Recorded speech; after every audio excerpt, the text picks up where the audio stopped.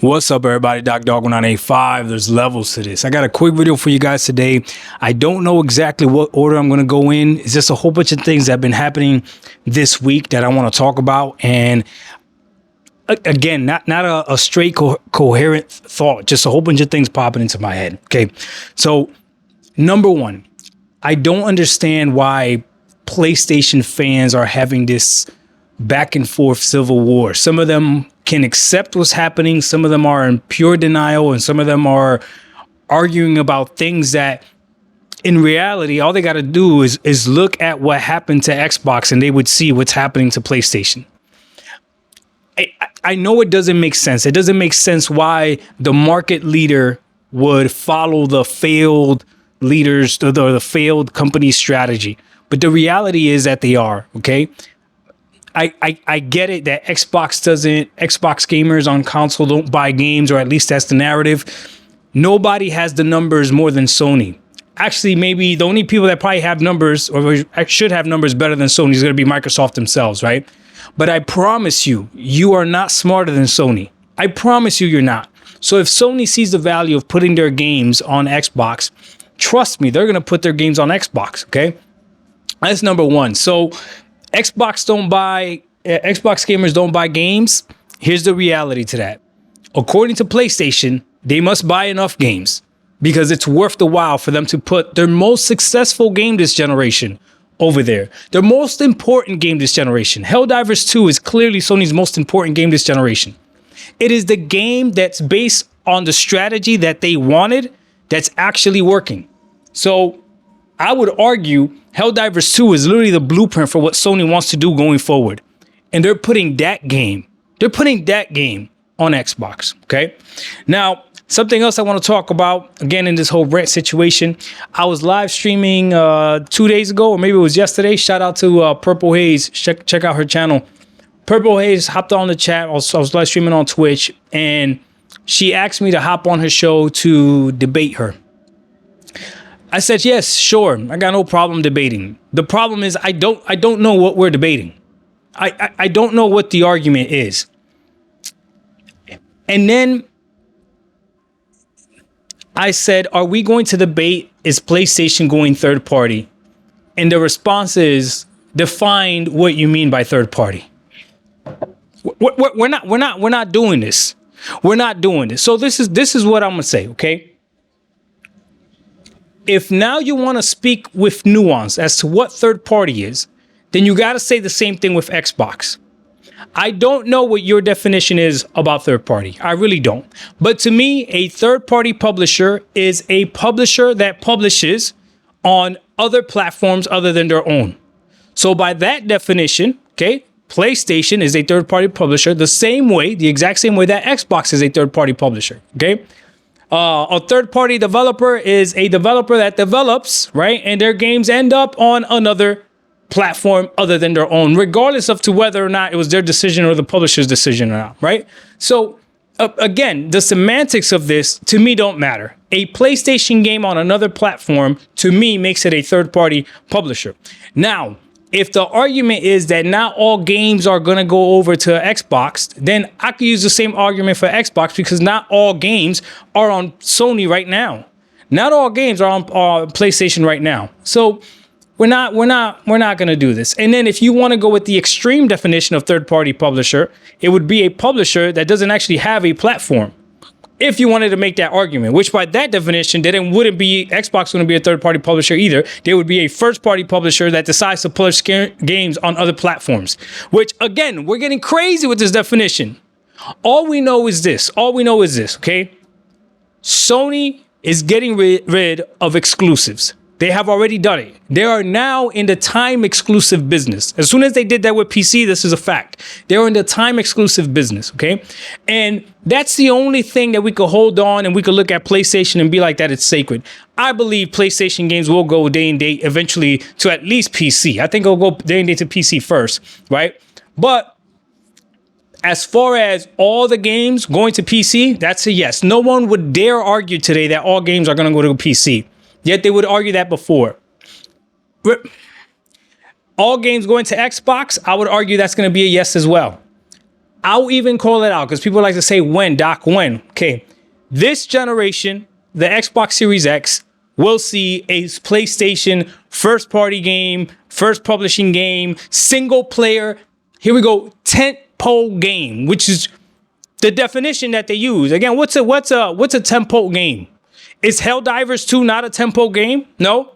So it's got to be Spider-Man, The Last of Us. What else? Is Astro Ball a tentpole game? Horizon? Is Horizon a tentpole game as long as it's not Lego? You see what we're doing? We could get really silly with all of this. So I don't know what the debate's going to be about, but I'm willing to hop on the channel Purple and we'll talk about whatever it is that you want to talk about. We just got to make sure that the schedules match, okay? And we'll figure it out. Let me see what else I want to talk about. Something else that I've seen. Oh, here we go.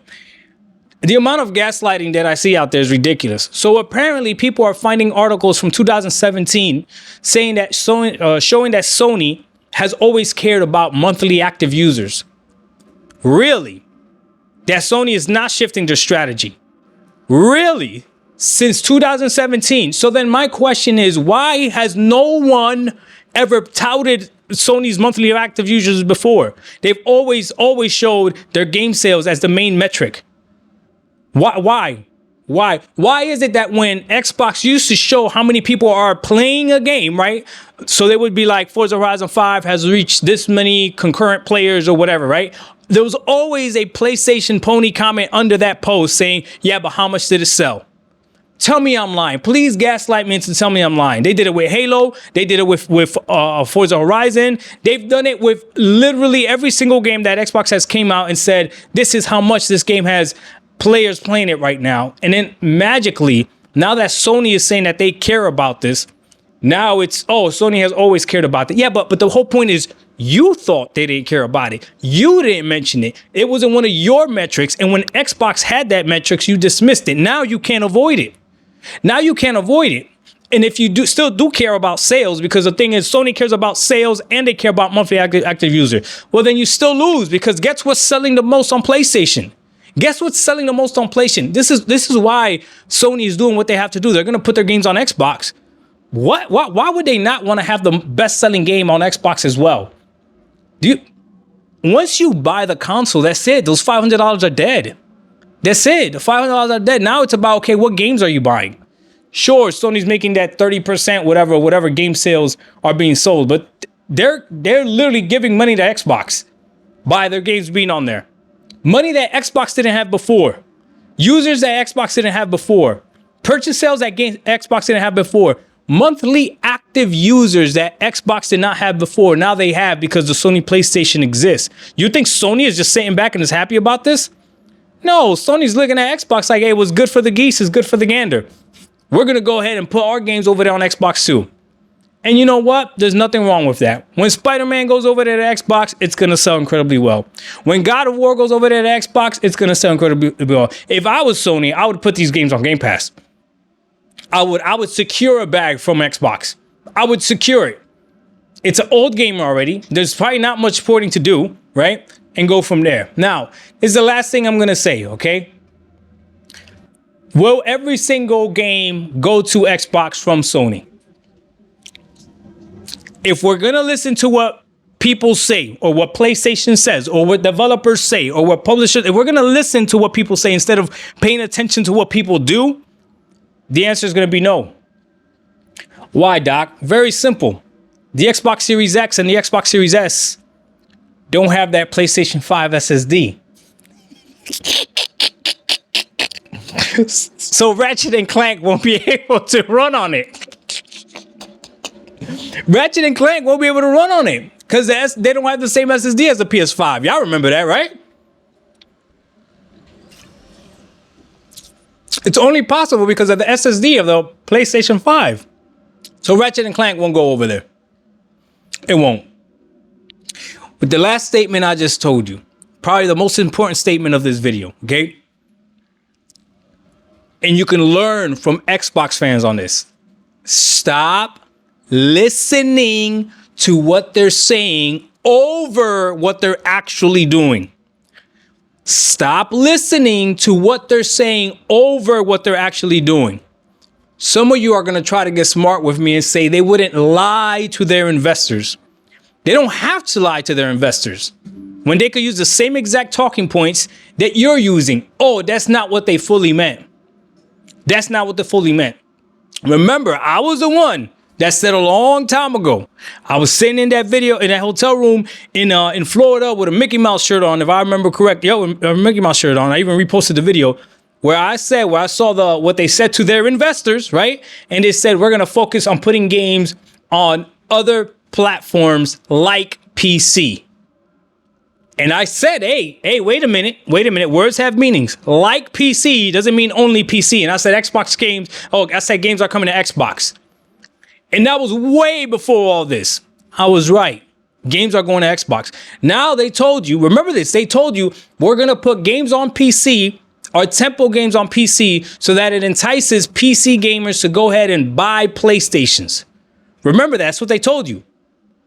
But let me ask you this. If that's the case, why would they put The Last of Us 1 and 2 on PC? Why would they put Spider-Man 1, Spider-Man Miles Morales, and Spider-Man 2 on PC if they're trying to entice you to buy a PlayStation 5? Why would they put God of War 2018 and God of War Ragnarok if they're trying to entice you to buy a PS5? Oh, I know. They're doing this so they can entice you to buy a PS6. Come on, man. I know what they said. I hear what they said. Look at what they're doing. Actions will forever speak louder than words. I can't hear what you're saying because what you're doing is too loud. Oof. Ooh, I'll never forget that sermon. Ooh, that's tough. You will know them by their fruit. Oh, my. It's Sony, a third-party publisher. You will know them by their fruit. They're publishing on third-party places. Oh, preach, Doc. Preach. I will take you to church gladly.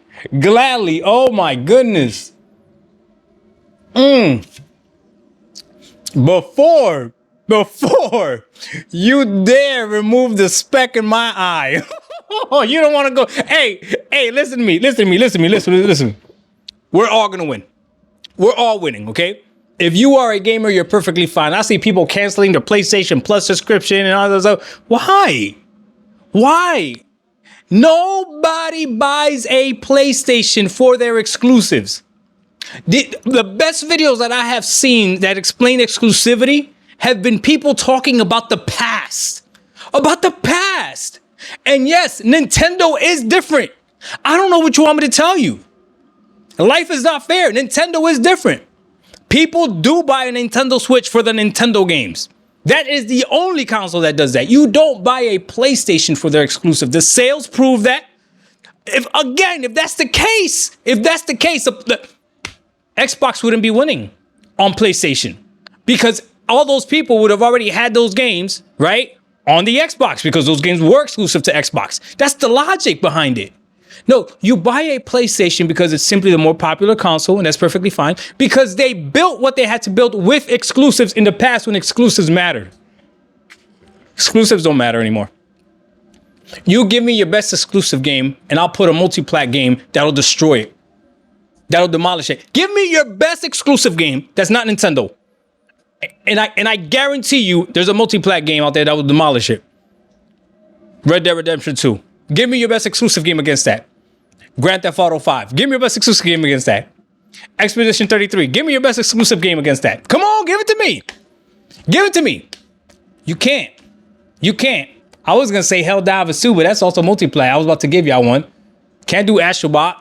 Y'all know God of War Ragnarok ain't what you say it is. Come on, stop lying. A lot of mad people have God of War Ragnarok in their backlog. Come on now. And they're not going to finish it. So, listen. PlayStation, they're doing the right move. This is the right move. And in reality, they're doing the same thing they've done. They've been copying Xbox this generation the entire time. And I'm not mad at them. Y'all remember, Game Pass was bad. Subscription services were horrible. Then Sony revamps their subscription services. Now that stops. Oh man, games on PC. Sony that puts games on PC. Oh, now that's not bad anymore. Okay, it doesn't count. PC doesn't count. It's a whole nother platform. Okay. Hey, 4 games come over. The whole slate. The biggest PlayStation games goes over. No, but not the whole slate. Not yet. We're gonna hold on to hope. Come on, guys. You know what it is. Dog 1985. There's levels to this. Everybody's winning. Let these games go everywhere. We'll see what happens in the future.